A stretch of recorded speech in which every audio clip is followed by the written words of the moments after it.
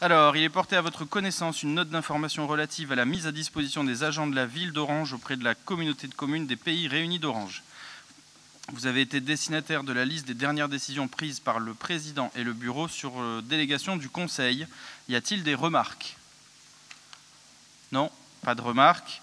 Alors, approbation des procès-verbaux des 16 et 20 décembre 2021.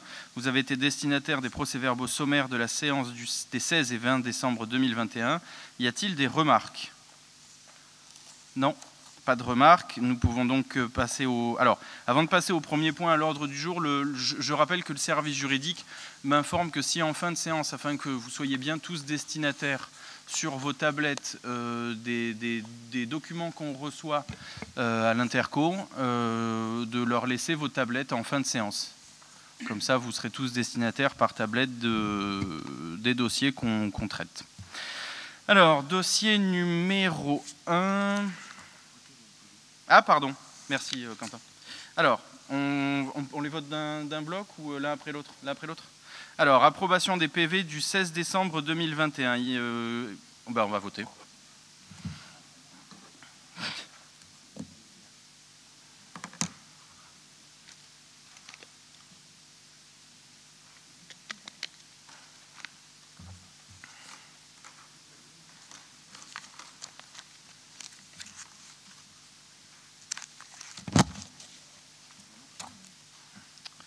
Ça a marché.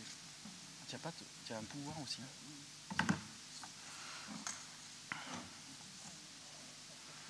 Alors, il reste Monsieur Biscara, Madame Fleury, Madame Clise, Madame Kramer, Madame Landrin, Madame Maffre, Monsieur Kesta et Madame Réor.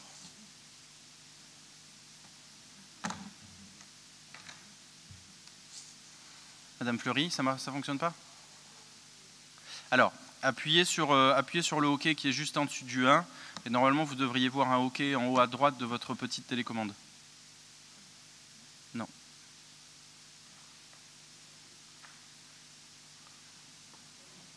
C'est bon.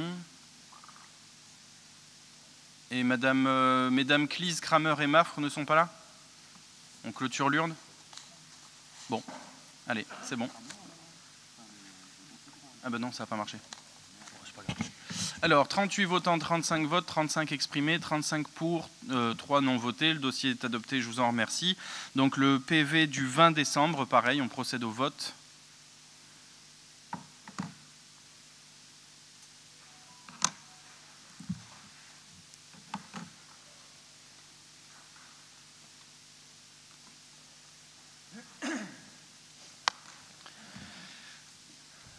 Alors, il manque Madame Maffre, Aline Landrin et Sandrine Clise. Je crois qu'on peut fermer l'urne du coup. Ah non, Madame Maffre, on va attendre Madame Maffre, pardon. C'est pour le procès verbal de la séance du 20 décembre. Je vous en prie.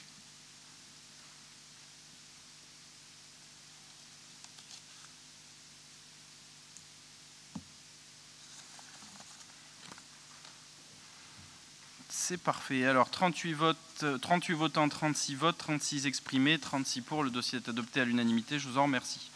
On va passer au dossier numéro 1, démission d'un conseiller communautaire et installation de M. Patrice Dupont. Donc, comme vous le savez, M. Jacques Bompard a présenté sa démission auprès du préfet qui a été reçue le 21 décembre suivant. Et donc, du coup, nous accueillons M. Patrice Dupont, qui est le suivant de liste montant au sein du conseil communautaire. Donc, nous lui souhaitons une sincère bienvenue. Bienvenue parmi nous, mon capitaine. On passe au... Non, il faut prendre acte. Est-ce qu'il y a des questions éventuellement? Non? Bon. Dossier suivant, c'est... Tac. Délégation du conseil communautaire au bureau, abrogation de la délibération numéro 2021-116. Donc en fait, il s'agit juste d'un ajout dans le règlement intérieur qui a été mis en rouge sur le point 3, finances, point I, réviser les tarifs et droits prévus au profit de la communauté de communes qui n'ont pas un caractère fiscal. Donc très rapidement, quand on arrête des tarifs au sein du conseil communautaire afin de pouvoir les réviser comme ça se fait dans les conseils municipaux et d'éviter une délibération lourde, ça nous permet de le modifier en bureau. C'est la seule modification. Est-ce qu'il y a des questions à ce sujet? Pas de questions. On passe au vote.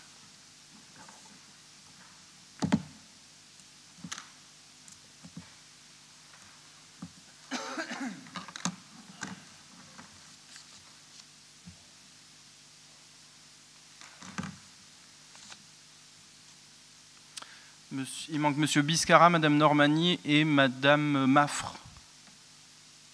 Madame Clise n'est pas arrivée? Non.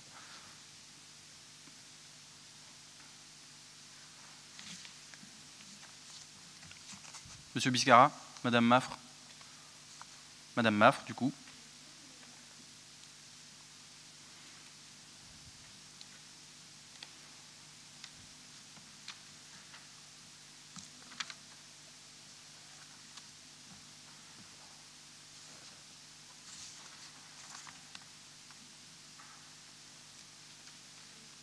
Madame Clise, vous pouvez prendre part au vote. On va attendre à ce moment-là. Allez-y, je vous en prie.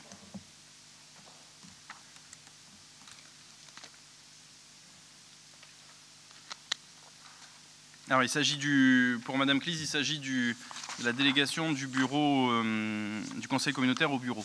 Ah bah c'est parfait. 38 votants, 38 votes, 38 exprimés, 38 pour. Le dossier est adopté à l'unanimité. Je vous en remercie. Dossier suivant, avenant numéro 1 au marché 2020. Je ne me trompe pas, hein? Ah non, je me suis trompé. Dossier numéro 3, commission intercommunale thématique, remplacement d'une élue démissionnaire. Comme vous le savez, Madame Vandal a démissionné du conseil communautaire. Et donc du coup, c'est Monsieur Blairon qui est monté. Et donc du coup, nous proposons à votre vote le fait qu'il puisse participer aux commissions auxquelles Madame Vandal participait jusqu'alors. Y a-t-il des questions? Non, on passe au vote.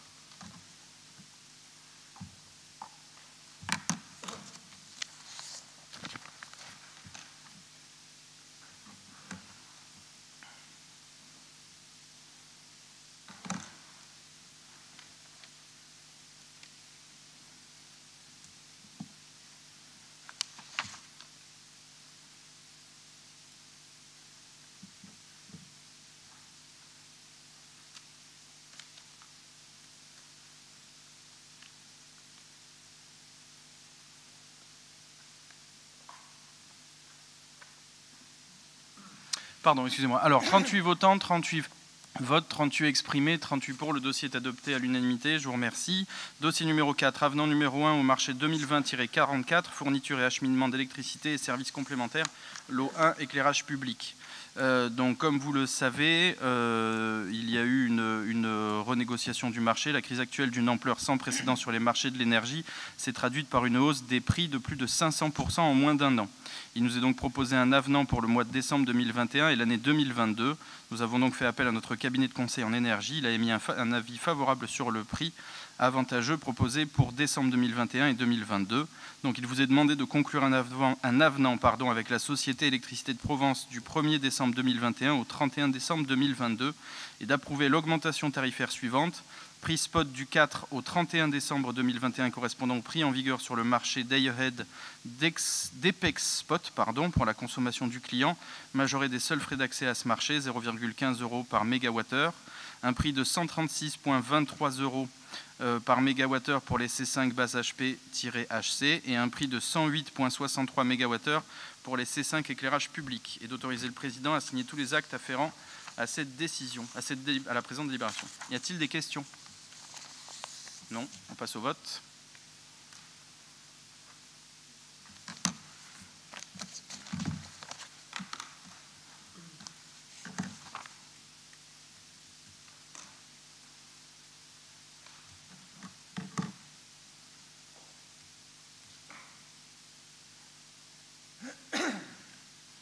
Aline, ça n'a pas marché.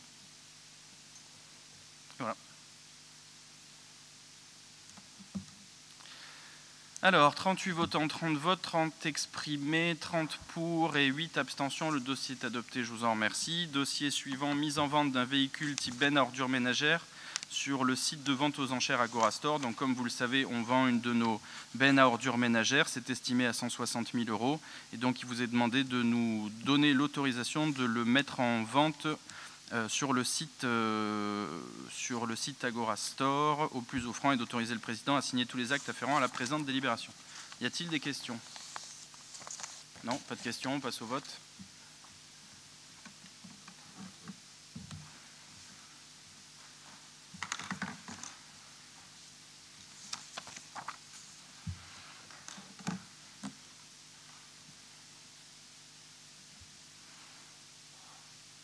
Monsieur Vaton pour Madame Aloui, le vote n'a pas fonctionné.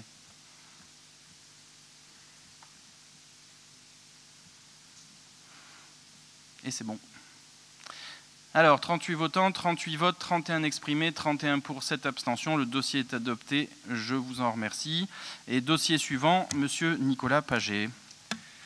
Merci, bonjour à toutes et à tous. Le dossier suivant concerne les mutualisations de services qui sont déjà bien avancées au sein de notre intercommunalité et qui concernent cette fois-ci l'affranchissement. Le processus de mutualisation des services est maintenant bien engagé depuis 2 ans. Il est apparu opportun de regrouper l'affranchissement de la ville d'Orange, la CCPRO, le CCAS, les pompes funèbres et le crématorium en un seul endroit physique, à savoir le bureau courrier de la mairie d'Orange. Désormais, la machine à affranchir est paramétrée par bénéficiaire. Il sera refacturé trimestriellement les coûts d'affranchissement à chaque bénéficiaire. Il convient donc d'approuver la convention qui vous a été annexée, ci-jointe, précisant les modalités de refacturation et demander au conseil communautaire de bien vouloir autoriser le règlement des prestations d'affranchissement de la CCPRO auprès de la ville d'Orange, d'autoriser le règlement de la quote-part des prestations d'entretien et de la maintenance de la CCPRO de la machine à affranchir auprès de la ville d'Orange, d'accepter la convention ci-jointe et l'ensemble de son contenu, précise que la prise en charge de nouveaux bénéficiaires se fera par voie d'avenant à la présente convention et autoriser le président à signer toutes les pièces relatives à ce dossier. Est-ce qu'il y a des questions?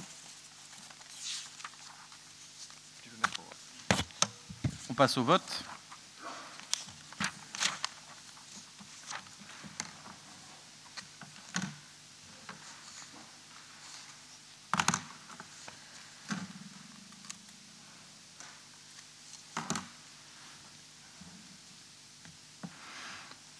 Alors, 38 votants, 38 votes, 38 exprimés, 38 pour. Le dossier est adopté à l'unanimité, je vous en remercie. Dossier suivant. Le dossier suivant concerne l'approbation du rapport quinquennal des attributions de compensation 2007-2021. Comme vous le savez, la loi de finances 2017 nous oblige à établir un rapport quinquennal s'agissant de l'évolution des attributions de compensation versées aux communes membres d'un EPCI. Nous avons pour cela fait appel à un cabinet indépendant de manière à pouvoir s'appuyer sur un rapport à la fois professionnel, exhaustif et impartial qui vous a été annexé.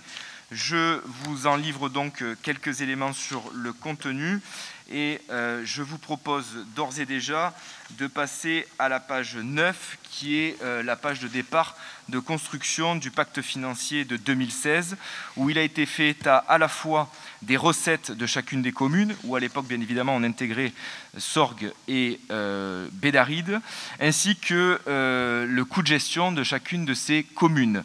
Les recettes ont été au réel, les charges de chaque commune avaient été au réel et il y avait eu un rapprochement au poids à la population et donc il avait été acté à l'époque de répartir ces charges en clé de répartition à la population pour chaque commune. Nous avions donc une épargne nette qui se dégageait de 10 500 000 € à l'époque avant la construction du pacte. Le pacte a donc été décidé en 2016 avec 4 étapes et on commence tout de suite avec la page suivante. La première étape, c'était de couvrir les épargnes nettes négatives des 2 communes membres qui le nécessitaient, à savoir Bédarrides pour 412 747 € et Jonquière pour 188 690 € par une participation des 4 communes qui sont Caderousse, Courthézon, Orange et Sorgues pour un montant total de 601 439 €. Dès lors, avec ce premier mécanisme, les 2 épargnes nettes négatives étaient couvertes. La deuxième étape de ce pacte financier qui avait été établi en 2016, c'est le prélèvement de 4,70% pour les 3 communes les plus contributrices afin de dégager une enveloppe d'investissement pour les 4 communes les plus précaires, à savoir Bédarrides, Caderousse, Châteauneuf-du-Pape et Jonquière. Et cette enveloppe se répartissait à raison de 50% pour les travaux et 50% pour l'attribution de compensation de ces dites communes. Il a donc été prélevé 60 000 € à Courthézon, 463 000 € à Orange et 512 000 € à Sorgues, qui ont été ensuite ventilés entre Bédarrides, Caderousse, Châteauneuf-du-Pape et Jonquière. La troisième étape de ce pacte financier était la retenue pour les enveloppes d'investissement pour les communes autres que celles que nous avons évoquées jusqu'alors, à savoir Caderousse, Courthézon, Orange et Sorgues, donc 3 477 000 € qui étaient dégagés pour les investissements en travaux pour ces communes. La quatrième étape, c'était de laisser une capacité d'autofinancement à notre intercommunalité. Et pour ce faire, un prélèvement de 3% a été réalisé sur les communes de Caderousse, Courthézon, Orange et Sorgues afin de dégager 557 000 € d'autofinancement à l'intercommunalité. Nous avons donc les AC qui ont été déterminés entre le montant historique des AC qui existaient à l'époque et dont il avait été acté entre les communes qu'ils devaient maintenir à minima ce niveau, et les nouvelles attributions de compensation qui ont été mises en œuvre. Et c'est une augmentation de 5 522 000 € qui a été fléchée au profit des communes. On avait clairement un fléchage de nos recettes vers les communes plutôt que vers l'intercommunalité. On passe à la page 15 et il s'agit de mesurer l'impact de ce pacte financier à l'appui des chiffres de 2020. En l'occurrence, avec les apports et les dépenses mis à jour avec les chiffres de 2020 et en excluant les deux communes qui nous ont quittés, à savoir Bédaride et Sorgues. On a donc un total d'apport pour l'intercommunalité de 30 663 000 € qui ont donc augmenté, si on retraite Bédaride et Sorgues en 2016, de 55%. Pour les communes qui sont toujours présentes, et nos dépenses, 19 310 000 € qui ont, elles, augmenté de plus 117%. On voit clairement que nos dépenses ont augmenté plus rapidement que nos recettes entre 2016 et 2020. Ce qui nous fait arriver à une épargne nette de 2 589 000 €. Clairement, on voit l'effondrement de notre épargne nette entre 2016 et 2020. On a fait ce même calcul en retraitant les ordures ménagères, et ce qui nous permet, vous le voyez en bas de page à droite, de retrouver une épargne nette de 3 567 000 €. Pourquoi ? Parce que c'est ce que nous avions évoqué à la création du budget annexe ordures ménagères. Le service était déficitaire et pioché dans notre budget principal, et là on le retrouve clairement, c'était 1 million qui était pioché chaque année dans notre budget principal. En retraitant le service ordures ménagères par un budget annexe, on ne fragilise plus notre budget général, et donc on retrouve ces 1 million d'euros, puisque maintenant dans le budget annexe, le service est équilibré avec ses propres recettes. Et quand on retraite les ordures ménagères, on voit que nos apports au niveau de la CC Pro ont augmenté de 23% par rapport à 2016 et nos dépenses de 36%. L'effet ciseau y est toujours, mais de manière moins significative.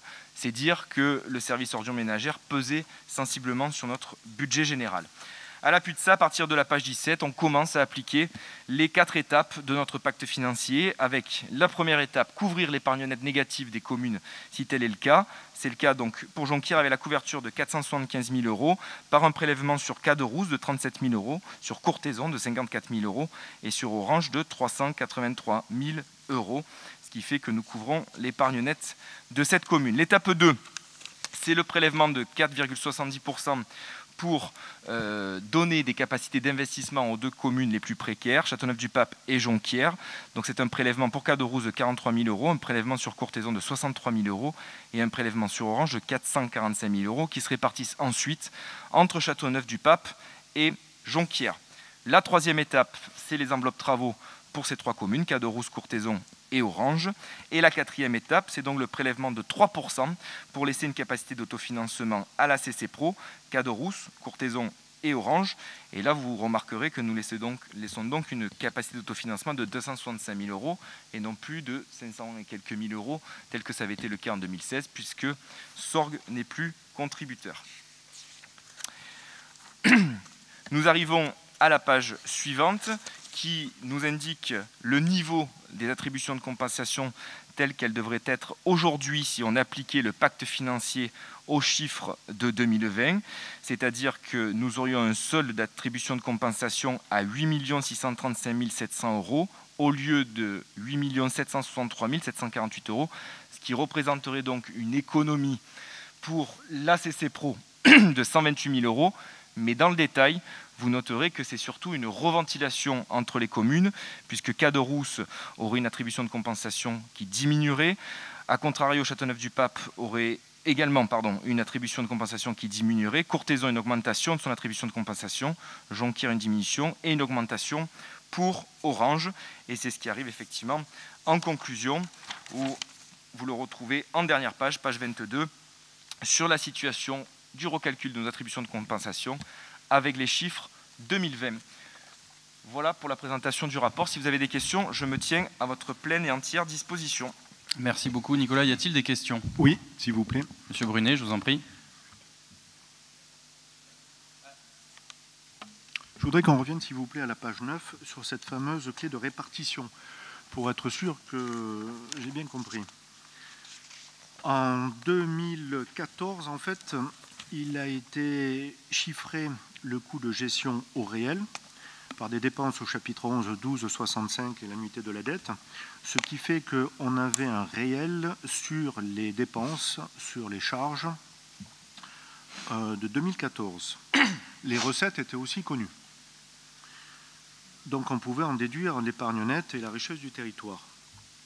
Il est marqué en fait que les recettes sont calculées donc au réel, les dépenses de fonctionnement sont calculées au réel des factures, c'est ce qu'on a vu donc sur les chapitres 11, 12, 65. Et après comparaison avec le poids démographique, donc je pense que le poids démographique c'est le nombre d'habitants par commune, c'est bien ça. J'en déduis qu'en fait la clé de répartition c'est simplement un coefficient qui nous permet de passer en fait d'un nombre d'habitants à un coût par commune. Ça veut dire en fait, si je comprends bien, donnons un exemple, si à l'époque Bédaride donc avait 2000 habitants et que la clé de répartition c'était 100 € par habitant, ça donnait en fait un total de dépenses de 200 000 €. C'est ce que je comprends en clé de répartition. Ça veut dire que c'est un coefficient proportionnel entre en fait, le même coefficient pour toutes les villes, et que c'est grâce à ce coefficient, c'est grâce à cette clé de répartition qu'on peut en déduire les dépenses totales par commune. Est-ce que c'est bien ça? Monsieur le Président dit oui, donc c'est... Non, je disais oui, mais je vous en prie, allez-y, continuez, je répondrai. Donc c'est bien ça, c'est bien un coefficient, la clé de répartition, c'est bien un coefficient qui est le même pour toutes les communes. Attendez, qui nous permet de laissez-le finir et qui nous permet de passer en fait d'un nombre d'habitants à des dépenses pour la commune. Et qu'on vous réponde sur ce point précisément. Oui, tu veux répondre ou Nicolas, ou tu veux que Marc... Allez-y Marc, chantez-nous une chanson. Bonjour. Donc, quand on a fait le pacte financier en 2016, donc déjà c'était sur les chiffres du compte administratif 2014. Les recettes sont au réel, comme le calcul de 2020, puisqu'on a pris les états de fiscalité. Là, ce n'est pas discutable, c'est les vrais chiffres. Pour les dépenses de fonctionnement, en 2014, il y a un agent qui a passé des semaines à dépouiller tous les mandats. Tout ce qui était affecté sur une commune, parce qu'il y avait le nom de la commune, a été pris en tel quel, et tout le restant a été divisé à la POP. Une fois qu'on a réparti toutes ces dépenses, qu'on a eu le total par commune, on a comparé ce que ça faisait, le montant total de chaque commune, le poids que ça représentait sur le montant total général. Et on s'est aperçu qu'à 0,8% près, c'était le même pourcentage que le poids démographique. Ça ne veut pas dire qu'on a calculé au poids démographique, ça veut dire qu'on s'est rendu compte que la vraie réalité des dépenses, une fois qu'on les affectait par commune, ça correspondait à moins d'1% au poids démographique des communes. Donc en 2020, comme on était pressé par le temps et je n'avais pas un agent à mettre à plein temps pendant quelques mois pour rouvrir tous les mandats, on a considéré que pour les recettes, on conservait bien les états fiscaux. Là, c'était facile, c'est un tableau affiche, il suffit de reprendre les chiffres. Et on a considéré que pour les dépenses de fonctionnement, sur les 4 chapitres que vous avez vus qui étaient concernés, on le faisait aussi une répartition au poids démographique par commune. Voilà. Alors, j'avais bien compris. Alors, ça veut dire qu'en fait, pour toutes les communes, imaginons que pour la commune de Châteauneuf-du-Pape, le poids démographique, il y a un certain nombre d'habitants, 2000 habitants, disons, et que chaque habitant coûte à la CC Pro 100 €. Ça fait un coût, donc pour Châteauneuf, je multiplie 2000 habitants par 100, ça fait 200 000 €. Non, on n'est pas parti comme ça. On est parti sur un total général. Admettons qu'il y a 10 millions à répartir. On a dit, Châteauneuf, sa population, c'est 2,5%. Donc on affecte à Châteauneuf 2,5% de 10 millions. C'est dans ce sens-là que ça a été fait. Ce n'est pas un coût à l'habitant. C'est un coût global de ce qu'on a dépensé. Après, on prend la répartition de chaque population, combien chaque population pèse au sein de l'intercommunalité, chaque commune. Et donc ce pourcentage, si Orange représente 65%, ben Orange prend 65% de toutes les dépenses. Et à la fin, on arrive bien évidemment à 100%. D'accord, c'est ce que vous appelez, donc c'est ça la clé de répartition. Et donc la clé de répartition de 2014, pour vous, en 2020, c'est la même. C'est-à-dire qu'on prend en 2020 le nombre d'habitants total de chaque commune. Monsieur, allez-y. Et on divise, en fait, par... je crois qu'on est aux alentours de 45 000... Rappelez-vous, Monsieur Brunet, on a eu cette conversation en CLECT. Et on vous avait dit, ça n'est pas quelque chose qui avait cette clé de répartition et ce mode de calcul n'a pas été arrêté arbitrairement. Il a été arrêté par tous les maires de l'époque. Et donc on reprend les critères qui avaient été arrêtés en 2016 par les maires de l'époque et on les remet juste à jour. C'est tout ce qu'on vous dit. Maintenant, si vous voulez critiquer ce qui a été fait par les anciens maires, ça je peux l'entendre. Mais c'est un peu délicat. Nous, on ne peut pas comparer ce que je vous avais dit aussi en CLECT. On ne peut pas comparer des pommes avec des poires. Il y a eu une clé de répartition pour lesquelles l'unanimité des maires, parce qu'il fallait l'unanimité, Sorgue et Bédaride comprises, se sont mis autour de la table pour se dire on va faire ça. Maintenant, vous pouvez contester la règle de calcul qu'ils ont mis à l'époque, mais il n'empêche que tous étaient d'accord pour le faire.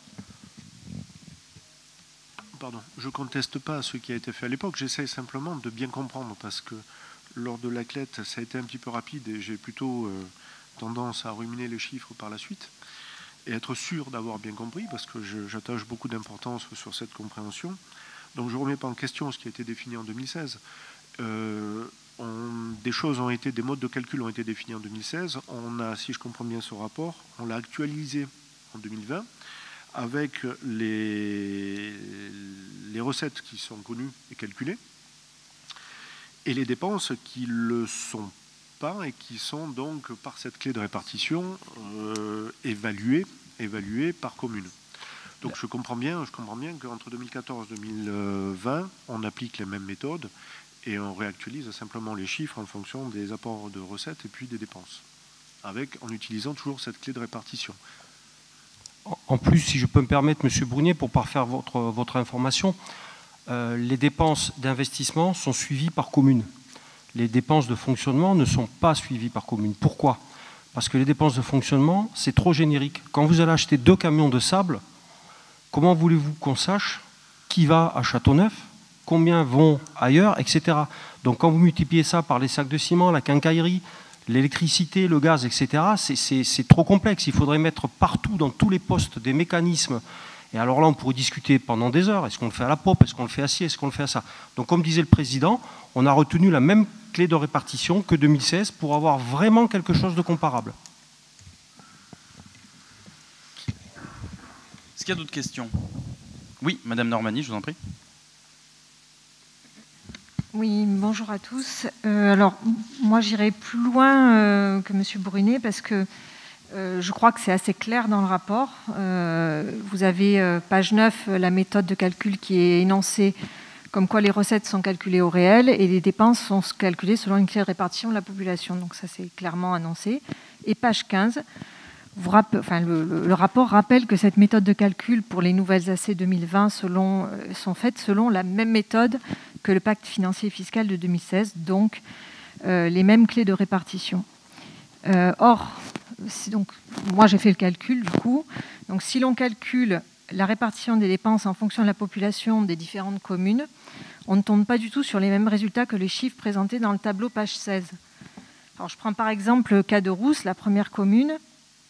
Donc pour un nombre d'habitants de 2735, sachant qu'on a une dépense par habitant sur la CC Pro avec les ordures ménagères de 418 € par habitant, on a donc un calcul de répartition selon la population de 1 144 368. Or, dans le tableau, il est noté 1 375 044. Et ainsi de suite pour toutes les communes. Si on fait le même calcul sans les ordures ménagères, on retombe exactement sur les mêmes distorsions et les mêmes écarts de dépenses. Donc du coup, on observe des écarts. Donc pour Caderousse, moins 230 676, Châteauneuf, moins 343 558, Courthézon, moins 115 241, Jonquière, moins 236 536, et Orange, plus 926 011. Donc, nous demandons donc une justification chiffrée de l'affectation des dépenses et de la transparence sur la méthode utilisée concernant les données prises en compte. Puisque vous avez annoncé dans le rapport et aujourd'hui en cette présente séance qu'on avait une clé de répartition des dépenses selon la population. Or, ça ne correspond pas aux chiffres qui vous ont servi au calcul des AC. Donc, pour rappel, tout l'intérêt de la répartition, de la création des communautés de communes est de créer des cohérences de territoire, une mutualisation des coûts et une solidarité entre les communes. Et l'écart que nous avons observé entre la méthode annoncée et les chiffres présentés nous donne plutôt l'impression que certains sont mieux lotis que d'autres. Mais certainement que vous allez trouver une explication qui va résoudre le problème. Mais bon, les chiffres, ce sont les chiffres.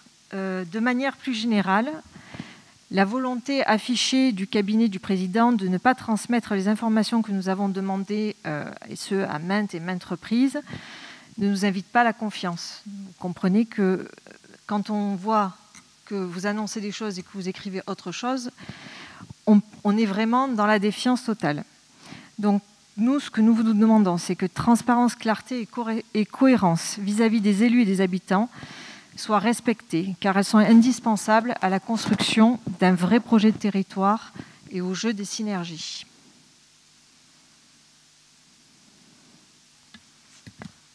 Je reprends ce que vous avez évoqué, Madame Normani. Si je comprends bien votre demande, c'est qu'on puisse fournir les éléments de calcul, de répartition des dépenses à la page 15 entre les communes. C'est bien ça? C'est-à-dire que M. Vix vient de répondre longuement à la question de M. Brunet en disant que cette clé de répartition des dépenses était liée à la population. Or, ce ne sont pas les chiffres qui sont dans le tableau. Donc, premièrement, quelle est la méthode utilisée? C'est la transparence. Et deuxièmement, pourquoi cette distorsion entre la clé de répartition selon la population qui, selon vous, a été légitimée par des calculs de factures réelles, et tout d'un coup, on a quelque chose d'autre dans le tableau. Donc, qu'est-ce que ça veut dire? Ça veut dire que les chiffres sont retravaillés après? Ça veut dire que vous dites quelque chose et vous ne l'appliquez pas? Comment doit-on l'analyser, en fait? Et sachant que, quand même, il y a un écart positif pour toutes les communes sont en négatif, et la grande gagnante, c'est Orange, donc 926 000 €. Donc ça interpelle.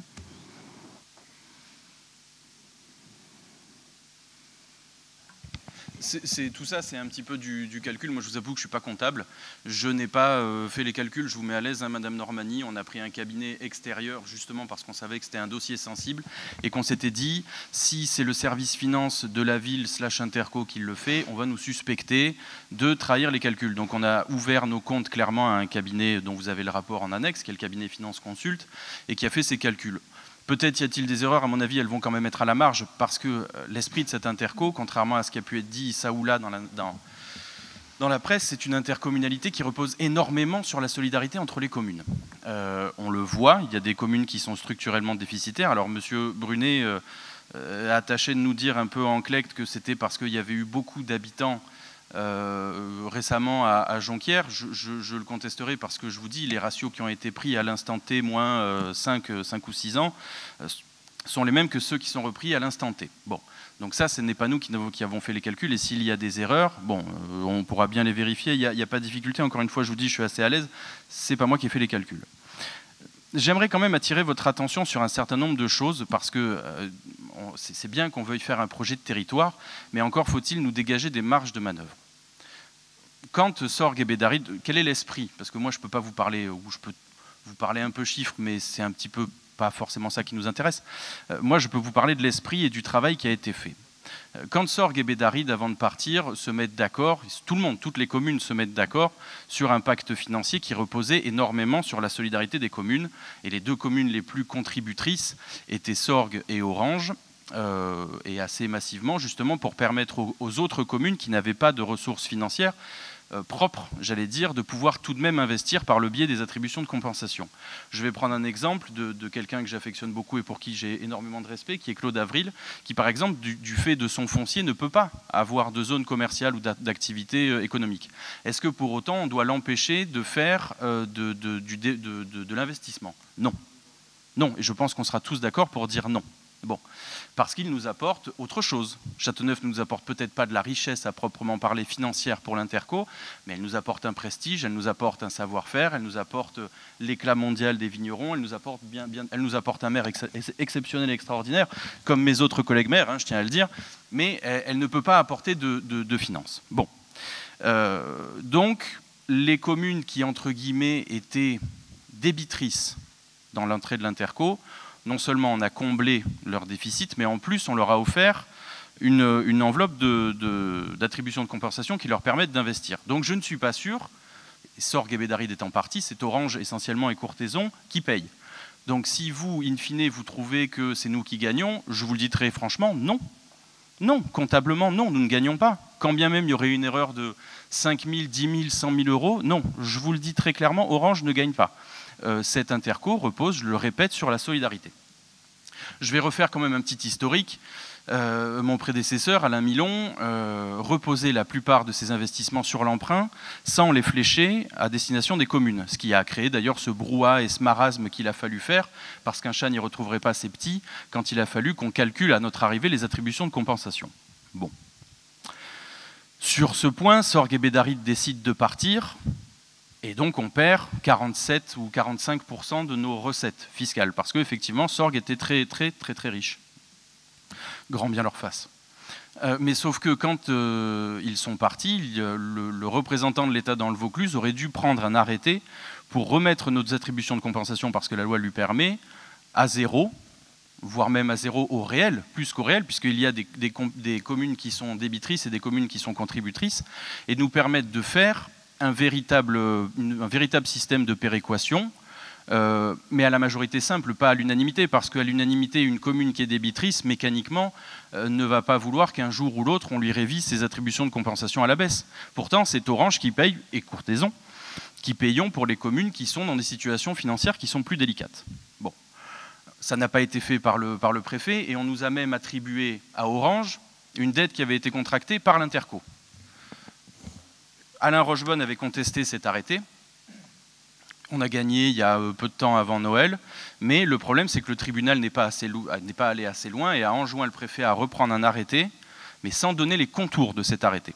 Bon, donc du coup, ça va partir en cour d'appel parce que monsieur le préfet, ce que je comprends, a des difficultés pour trancher ce dossier, et donc on va le demander au tribunal de le trancher et qu'on soit mis, moi c'est ce que je souhaiterais, c'est qu'on soit mis au réel, que chacun coûte vraiment ce qu'il coûte, et que après nous, communes, passez-moi l'expression, mais communes contributrices, faisions un mécanisme d'équilibre vis-à-vis de nos autres communes. Ça, ce serait de la justice. Bon. Mais on n'en est pas encore là. Mais vous qui trouvez, Madame Normani, que Orange est la grande bénéficiaire, je vais vous donner juste un ratio. La moyenne dans les intercos, dans le budget de fonctionnement des attributions de compensation, c'est-à-dire de ce que les communes perçoivent par rapport à ce qu'elles amènent, c'est 25%. Ça, c'est le ratio moyen de toutes les intercos. Apprenez-le, messieurs, dames, si jamais vous ne le savez pas, parce que moi, je l'ai appris très récemment. N'importe quelle commune, une commune a le budget de l'interco représente 25% des attributions... Pardon, excusez-moi, je vais arriver à trouver la formule exacte.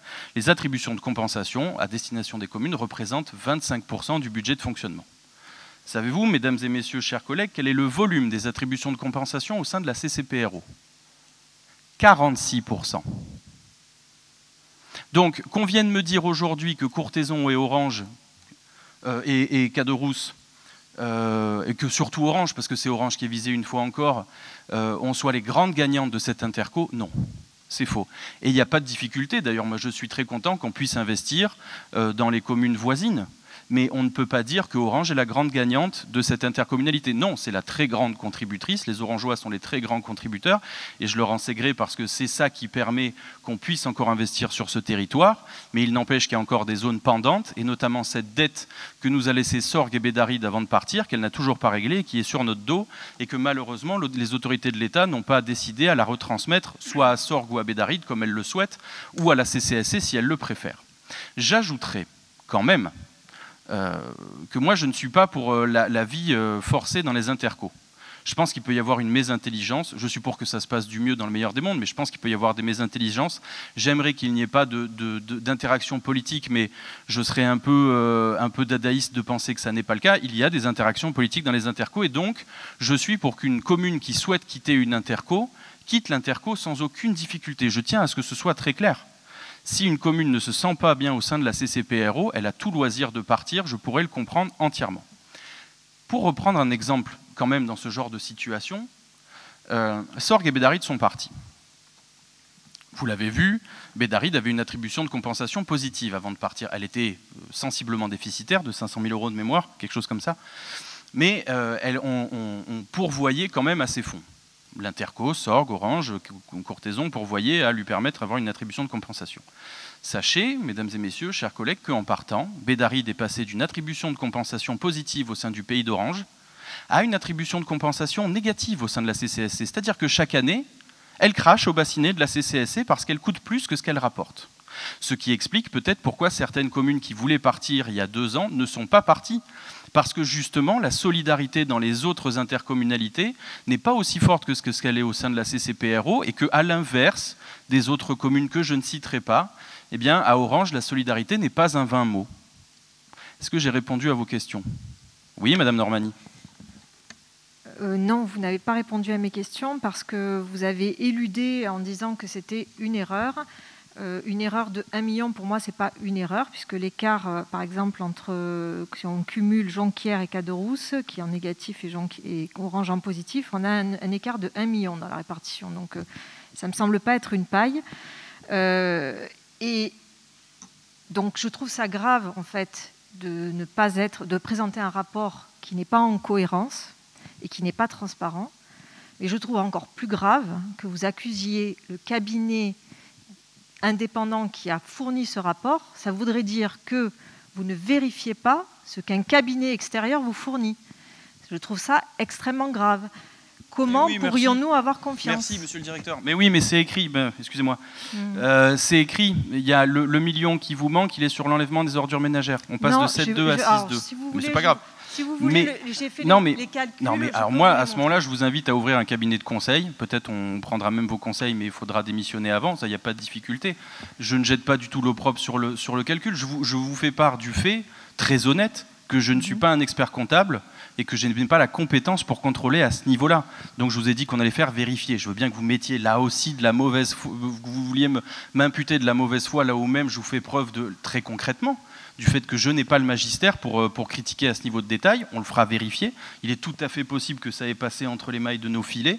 Mais encore une fois, permettez-moi, s'il vous plaît, parce qu'il y a quand même l'esprit de ce que vous dites, vous voulez en rester aux chiffres, moi je reste à ce que je vous dis politiquement, c'est que si vos collègues de Jonquière n'attaquent pas les attributions de compensation ou ne voient pas le problème de calcul, c'est peut-être parce que eux voient peut-être un peu plus le réel que vous. Non mais attendez... Non mais c'est important. Allez, oui, monsieur Brunet, je vous en prie. Moi, simplement, je suis un financier et j'aime bien que les chiffres soient exacts. Et j'aime bien comprendre les chiffres. C'est aussi simple que ça, en fait. Et je ne trouve pas mon compte dans le rapport présenté par Finance Consult. Alors, peut-être que lors de la dernière présentation de la CLET, qui a finalement été très rapide, et en 45 minutes, M. Vix nous a présenté tous ces chiffres qui lui donc venait aussi de découvrir le matin même. Donc si vous voulez, en tant que financier, pour moi des chiffres sont des chiffres et puis le calcul doit être fait. Pardon, excusez-moi, c'est très impoli ce que je fais. Après je ne reprends pas, monsieur le président, je ne reprends pas tout l'historique et puis les clés de répartition, ce que les maires avaient fait en 2014, etc. Tout ceci c'était le passé et je ne remets pas du tout ça en question. Mais pour moi, on a payé un cabinet. J'aime bien comprendre ce qu'ils ont fait, comment ils ont calculé, parce que finalement, je pense que la page 15 et les autres pages seront la base, par la suite, de négociations, de calculs, pour qu'on se mette d'accord sur les valeurs que l'on défend, tout simplement. Donc, j'aime bien que ces chiffres-là soient clairs. Et alors, pour moi, dans les calculs aujourd'hui, je finis, excusez-moi, sur ces clés de répartition, je ne retrouve pas les comptes. Voilà, c'est tout. Oui, je veux bien qu'on se noie dans la comptabilité, parce qu'en plus, ça noie tout le monde, moi le premier, donc comme ça, on est un peu plus tranquille. Premier point, quand même, on avait libéré l'après-midi pour vous intégralement, monsieur le maire et vous, monsieur Brunet, vous n'aviez pas trouvé utile ce jour-là de prendre tout le temps qui vous était nécessaire. On vous a même relancé, est-ce qu'il y a des questions? Ce que je peux comprendre, hein, peut-être que vous aviez peur de questionner devant nous, mais vous reprochez aujourd'hui que ça ait pris 45 minutes, ça a pris 45 minutes parce qu'au bout d'un moment, vous n'avez pas alimenté la discussion, ce qu'on peut tout à fait faire aujourd'hui, il n'y a pas de difficulté. Tu veux conclure peut-être, Nicolas, parce que... J'aimerais juste apporter un peu plus de hauteur de vue. Effectivement, on va se repencher avec les services finances sur les clés de répartition que vous évoquez, Madame Normani et Monsieur Brunet, entre les communes. Mais quoi qu'il en soit, cette photographie est assez intéressante parce que les dépenses, elles y sont, quelle que soit la clé de répartition entre nos communes. Et le retour financier vers nos communes massif, il y est également. Et le constat, effectivement, il est qu'aujourd'hui, nos investissements sont grévés par ce retour massif au profit de nos communes avec nos attributions de compensation. Ça, là-dessus, le rapport met bien en exergue cette situation financière qui est délicate, eu égard l'épargne nette qui reste aujourd'hui à notre intercommunalité pour investir dans le cadre du projet de territoire qu'on va d'ailleurs évoquer sur le point suivant. Après, sur les clés de répartition entre communes, pour avoir une photographie de ce que pourraient être les attributions de compensation, on peut effectivement s'y repencher dessus et apporter un éclairage que nous pourrons aborder en commission des finances ou lors d'une nouvelle CLECT qu'on pourra refixer à l'appui de ces nouveaux éléments. Est-ce qu'il y a d'autres questions? Non? On prend acte? Nous prenons acte. Non, on prend acte. Dossier suivant. Merci. Le dossier suivant concerne une délibération d'intention à contractualiser une opération de revitalisation du territoire. Comme vous le savez, on a travaillé sur la mise en place d'un projet de territoire qui fera d'ailleurs l'objet prochainement, compte tenu du contexte sanitaire qui nous le permet, d'une réunion de présentation exhaustive en la matière. Ce projet de territoire, pour mémoire, il faisait émerger 3 axes. Attractivité économique, qui faisait consensus entre nous tous, attractivité touristique et culturelle, et attractivité résidentielle, avec un prisme transversal sur l'environnemental, l'aspect environnemental. Dans ces axes de politique générale, il y avait des actions qui avaient été déjà ciblées, favoriser la vitalité économique et la dynamisation des centres-villes de nos communes membres, engager une réflexion sur l'homogénéisation notamment des contrats et des montants des baux commerciaux et conventionner une ORT. On avait évoqué également favoriser un habitat adapté avec le PLH et accompagner et soutenir l'amélioration de l'habitat existant vers une dynamique de renouvellement urbain. Et d'ailleurs, à ce titre-là, des initiatives sont en train de se monter avec la SPL de Vaucluse. L'ORT, c'est quoi? C'est une opération de revitalisation des territoires, c'est-à-dire un outil pour porter et mettre en œuvre un projet de territoire dans les domaines urbains, économiques et sociaux, et particulièrement pour lutter prioritairement contre la dévitalisation des centres-villes. C'est un point qu'on a tous fait remonter dans le cadre de l'élaboration de notre projet de territoire. D'autant plus, je vous le rappelle toutes et tous, que nous avons été ici même, et surtout la ville d'Orange, la ville-centre, exclue des dispositifs de Petite Ville de demain ou programme Action Cœur de Ville. L'objectif étant donc de récupérer tous les intérêts que ces dispositifs ont pu mettre en œuvre pour d'autres communes qui en ont été bénéficiaires. L'objectif, effectivement, les avantages de cette ORT, c'est d'avoir une approche intercommunale cohérente pour le territoire et éviter des orientations contradictoires entre nos communes, de mettre en exergue un projet formalisé qui nécessite une coordination dans plusieurs domaines, l'habitat, l'urbanisme, le commerce, de donner une visibilité aussi auprès de l'État et de nos partenaires institutionnels. Et c'est aussi un outil accélérateur pour obtenir des financements parce qu'effectivement, on concentre tous les efforts sur une stratégie pour nos cœurs de ville. L'ORT s'est fait principalement par le PCI avec la ville-centre et les autres communes peuvent s'y ajouter. À ce jour, Courthézon a émis la volonté de s'y rattacher. Et le périmètre, eh bien, c'est chaque commune qui décide son propre périmètre pour l'élaboration de ces ORT sur nos territoires. Je vous lis donc le projet de délibération. La loi Elan, en son article 157, énonce la création des opérations de revitalisation des territoires, outils de lutte contre la dévitalisation des centres-villes.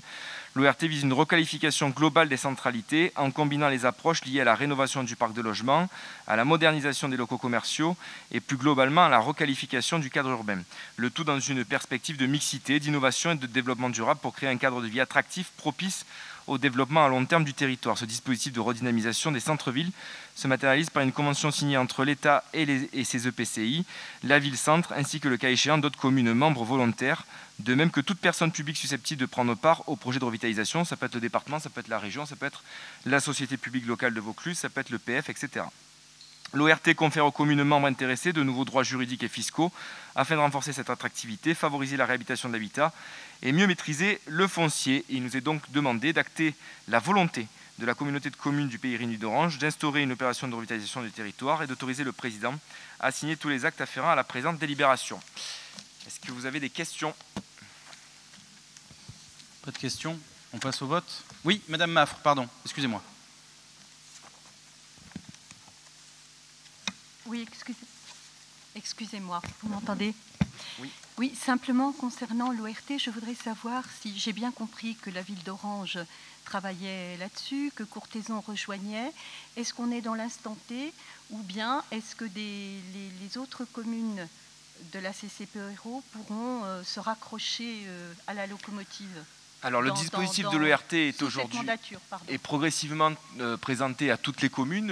On nous l'a présenté et donc effectivement Courthézon a émis un avis favorable. Je sais qu'ils doivent se rendre à Caderousse, ils vont aller à Jonquière. Toutes les communes vont avoir tous les éléments relatifs à cette ORT qui nous engage sur 5 ans.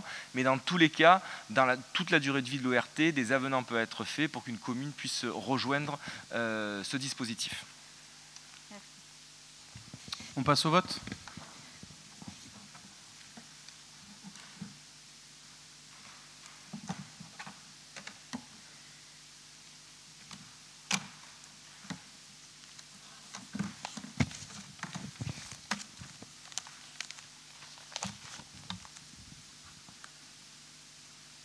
Alors, 38 votants, 38 votes, 38 exprimés, le dossier 38 pour, le dossier est adopté à l'unanimité, je vous en remercie.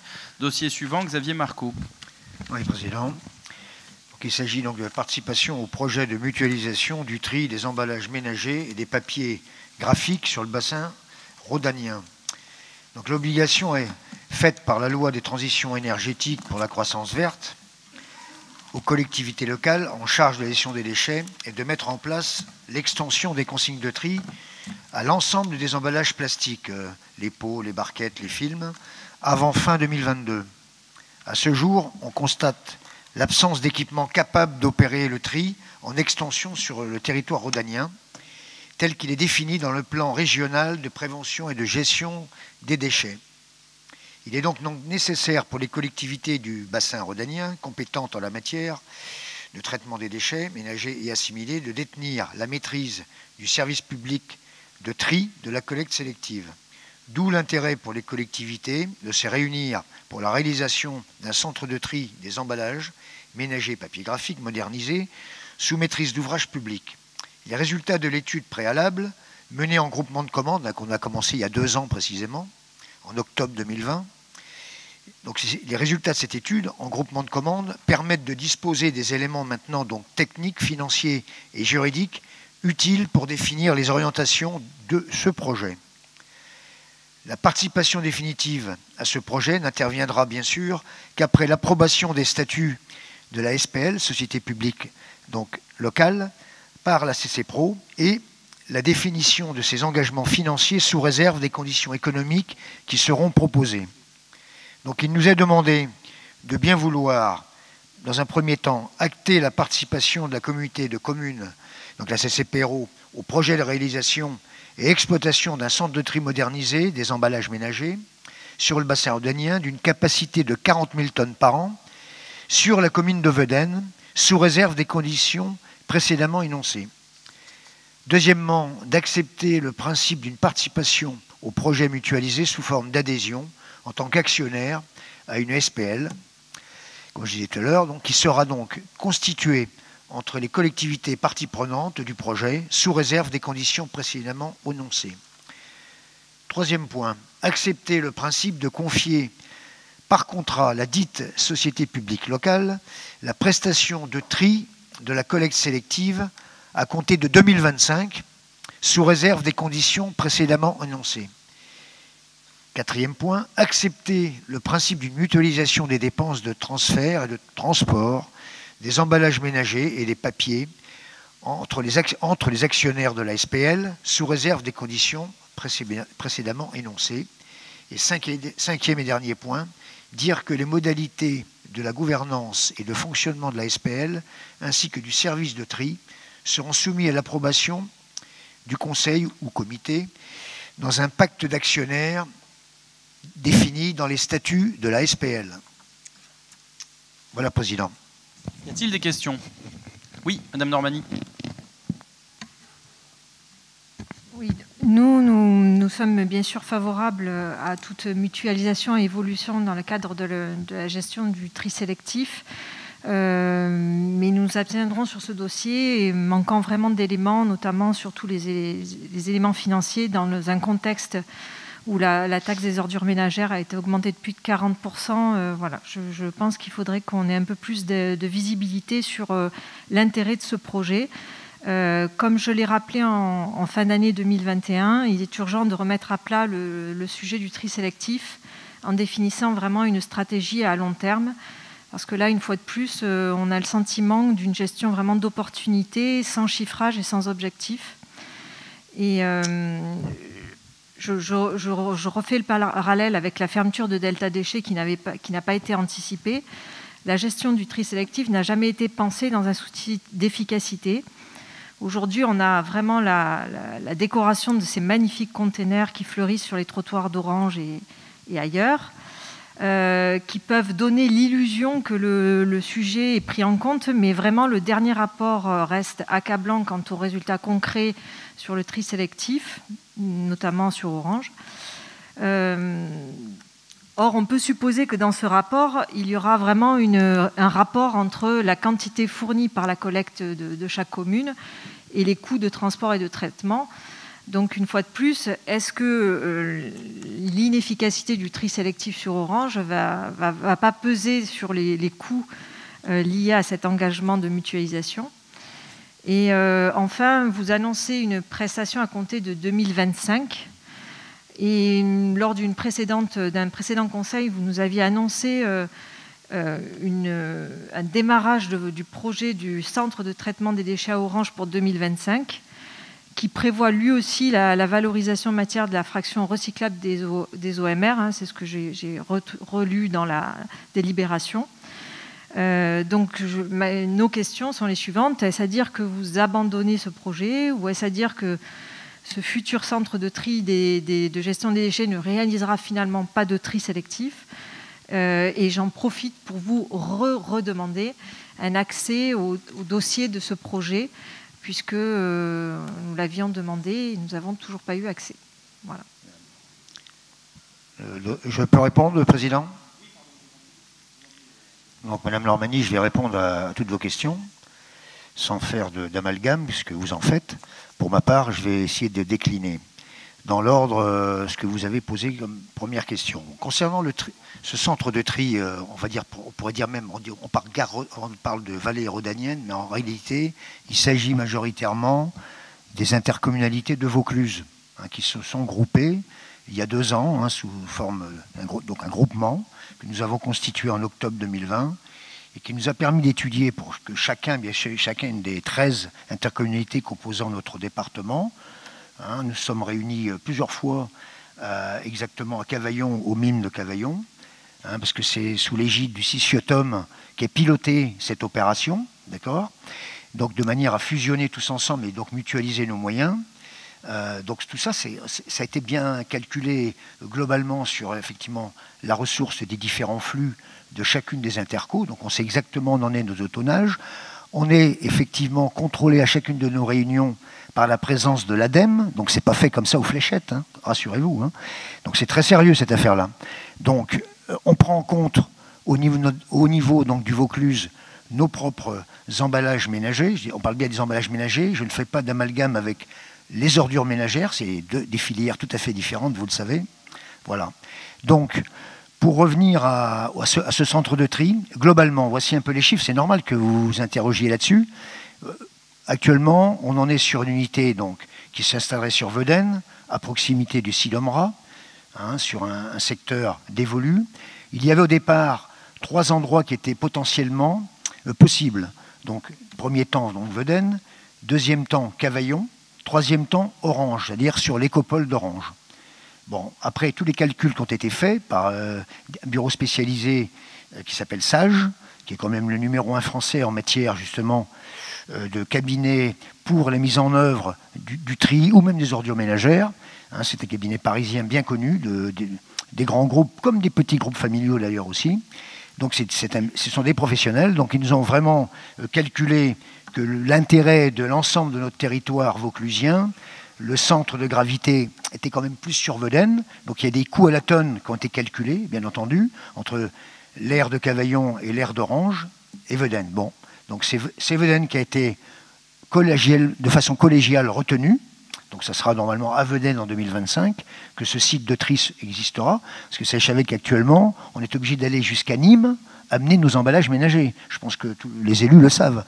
C'est quand même pas tout à fait normal. Vous voyez ce que je veux dire? Un peu l'empreinte carbone de nos emballages. Voilà. Donc l'objectif, c'est d'être au plus près, centralisé. Donc c'est Veden qui a été choisi. Les tonnages, donc à peu près, va plafonner à 40 000 tonnes, je l'ai précisé. Globalement, actuellement, on est sur 30 000 tonnes, vous voyez, sur le département, ce qui a été calculé.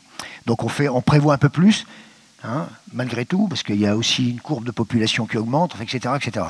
Donc tout ça, on nous a imposé, c'est même l'ADEME qui nous a imposé que le site fasse 40 000 tonnes, voilà. Non pas 35 comme on le souhaitait au départ, voilà. Donc on est sur 40 000 tonnes. Ensuite, effectivement, il y aura une mutualisation du transport, pour que celui qui est le plus loin ne paye pas plus cher que celui qui est le plus près. Donc vous voyez, tout ça, ça a été fait. Hein, c'est pas, voilà. Et ça a pris pas mal de réunions, de négociations. Voilà. Actuellement, on est dans la phase effectivement financière et juridique et statutaire. Hein, donc on devrait avoir, normalement, il faut que ça soit donc nous clôturer notre engagement administratif qu'on nous demande ce soir. C'est pour toutes les intercos. Nous sommes 11 intercos sur 13 à partir sur ce partenariat. Donc, il y en a encore 2 qui sont un petit peu indécises actuellement. Mais normalement, pour le 31 mars, ils doivent avoir fait leur choix. Pourquoi? Parce que derrière, il y a aussi des aides de l'État, par l'ADEME, etc. Donc si on n'a pas fait nos choix d'engagement, bon, ben l'ADEME s'engagera, mais proportionnellement à la globalité des tonnages annoncés actuellement. Voilà. Pour améliorer ce tri sélectif, ne dites pas que ça se fait mal, même à Orange. En 2 ans, depuis qu'on a mis en place le tri sélectif, on a commencé effectivement, on avait peut-être un peu de retard, je l'avoue. On s'est mis en place en 2019 à déployer tout le nord de la ville d'Orange et une partie des communes également de l'Interco, de manière à voir comment ça allait fonctionner, vivre, etc. Et maintenant, c'est organisé depuis, vous l'avez bien, on a pris un tout petit peu de retard à cause de la période covidienne, on est d'accord. Hein, on a perdu presque 1 an, si on peut dire, sur la mise en œuvre du plan qu'on vient de mettre en place et qui fonctionne depuis la semaine dernière. Enfin, même pas depuis lundi, depuis le 14. Donc, ça fait qu'actuellement, sur la commune, on va dire, on a 55% du territoire pour les ordures ménagères desservies et donc également pour le tri sélectif, puisqu'il y a ces colonnes. Mais il ne faut pas oublier qu'il y a d'autres points d'apport volontaires pour des quartiers encore d'Orange ou des autres villes constituant l'Interco, qui ont également des points d'apport volontaires pour tout ce qui est tri sélectif. Hein. Alors c'est vrai que les points de regroupement qu'on a créés sur Orange, on a également les ordures ménagères avec. Ça facilite le système de collecte easy, hein, puisqu'on arrive à globaliser ensemble le même prélèvement, voilà, enfin, dans des containers différents, bien entendu, contrairement aux bêtises que j'ai pu entendre. Tout ça, ça part sur des filières différentes, donc on ne peut pas mélanger. Voilà. Voilà. Donc pour revenir à ce centre de tri, les choses sont montées, ont été construites, hein, et je pense il devrait aboutir, bien sûr. On a encore 3 ans devant nous pour le finaliser sur le plan de la construction et sa mise en œuvre à partir de 2024 pour qu'il soit opérationnel en 2025. Voilà l'objectif fixé au niveau, si on peut dire, de ces secteurs de Vaucluse. Pour revenir maintenant à l'UTV Pro, qui elle, c'est effectivement tout à côté, derrière nous, là-bas, à 800 mètres à vol d'oiseau. Donc le Citoro va commencer sa destruction, puisque le permis de démolition avait été accordé l'année dernière, subventionné en partie aussi par la région. Et dans la démarche donc, du marché d'appel d'offres actuel, qui est également un marché global de performance, d'ailleurs du même type que pour le centre de tri départemental, c'est le même type de statut juridique, voilà. Donc marché global de performance.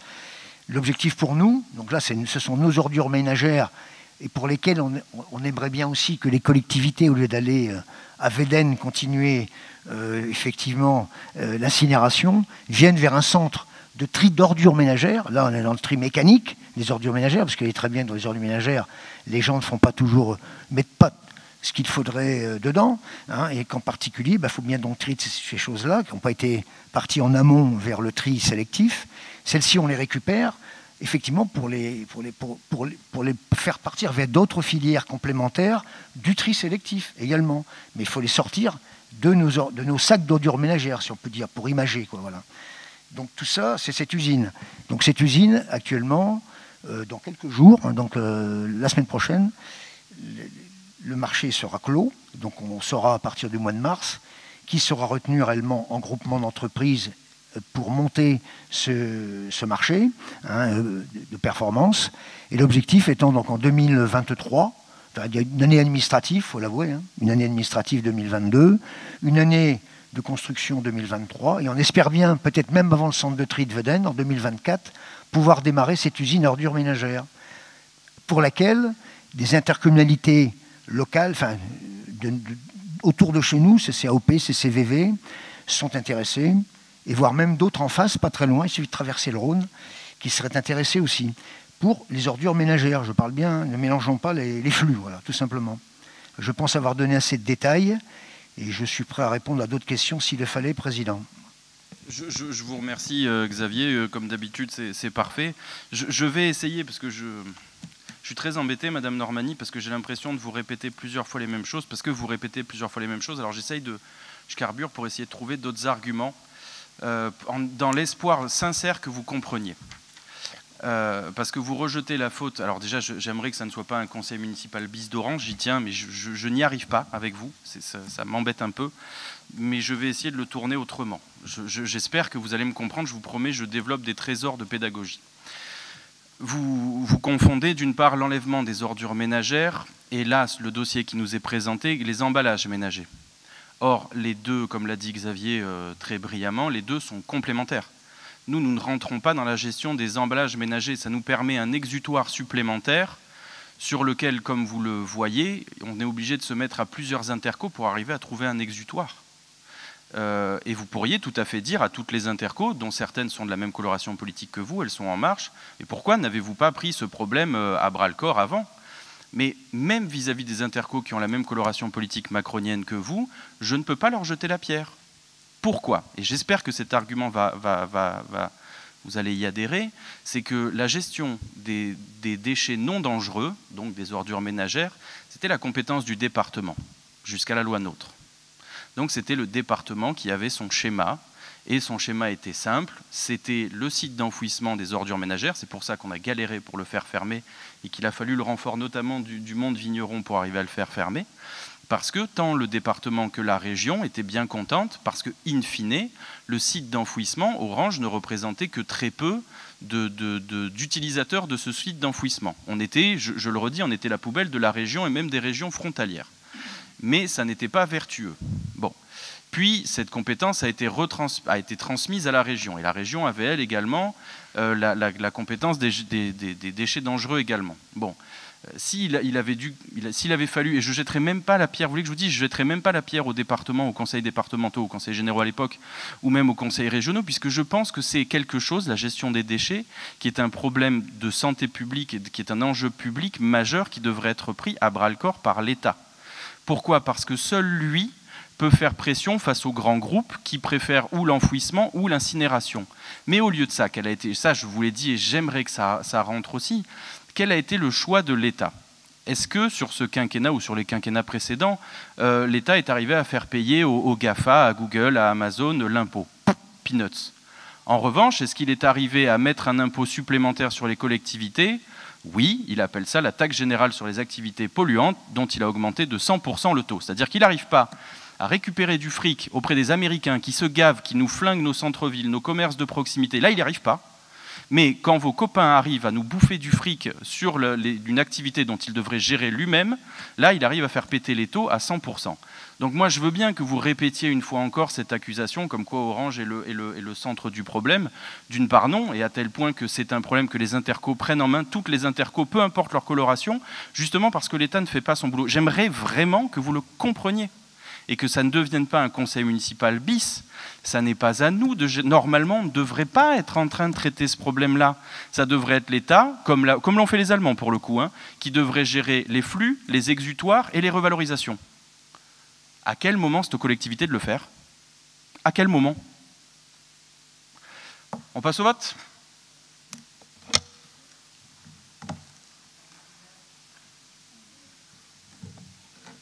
Oui.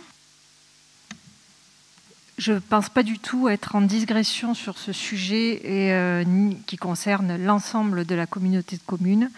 Nous sommes bien sur le dossier 9, mutualisation du tri. Je ne pense pas du tout être hors sujet.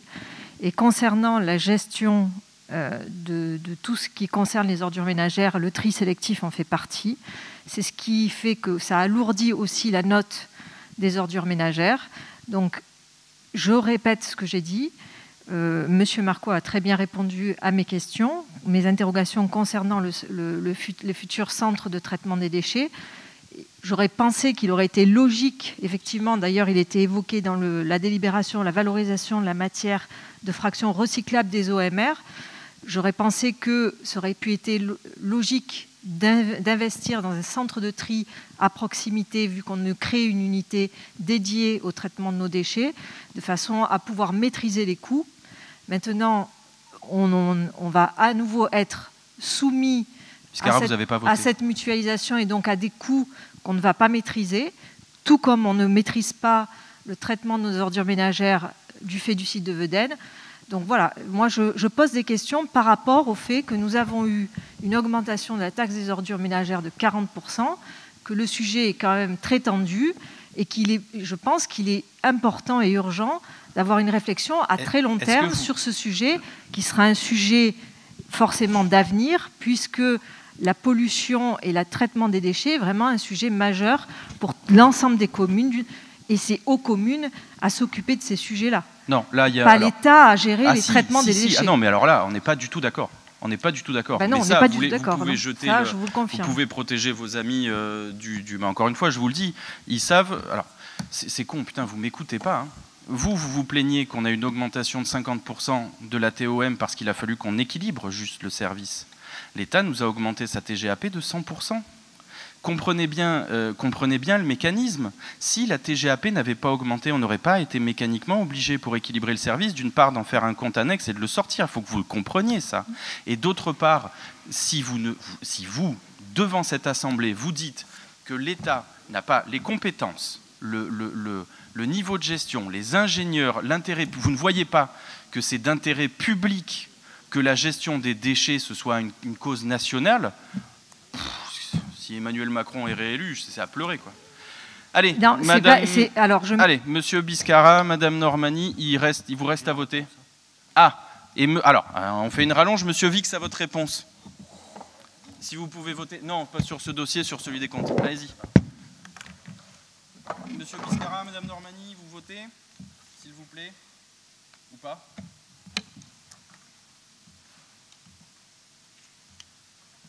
Je finis, après je vous laisse sur les explications. En plus, on aura les explications, oui. Alors, 38 votants, 38 votes, 30 exprimés, 8 abstentions. Le dossier est adopté, je vous en remercie. Monsieur Vix va répondre sur les questions financières dès qu'il aura raccroché son téléphone. Je fais un peu le teasing, c'est bon? Je vous rappelle. Bon. Voilà, alors, parfait. Excusez-moi, allez-y. Oui, effectivement, donc vous m'avez mis le doute et c'était légitime. Donc je ne pouvais pas vous expliquer ce chiffre-là. Alors pourquoi ? Parce qu'il y a une petite subtilité dans le pacte financier 2016 que vous n'aviez pas connaissance, c'est qu'il y a deux péréquations, horizontales et verticales, qui s'appellent le FNGIR et le FPIC. Donc ces deux montants-là, il y a des communes qui sont bénéficiaires et d'autres qui sont contributrices. Donc si vous voulez, ces chiffres-là, qui sont bien spécifiques, qui sont bien ciblés, qui sont de la contribution fiscale, alors non pas en recettes là, mais souvent en dépenses, elles ont été prises au réel là. C'est pour ça que quand vous faites vos calculs, vous n'arrivez pas à retomber sur vos pattes, si je peux m'exprimer ainsi. C'est la petite subtilité. Si, Madame Normani, si. Alors moi, ce que je vous propose, parce que je pense que nos collègues des autres communes veulent sortir, vous faites vos calculs, vous les envoyez par courrier, vous me les faites parvenir, et Monsieur Vix, comme ça, aura votre règle de calcul et vous expliquera un peu plus en détail si vous avez raison ou si vous avez tort. On lève la séance ? Merci.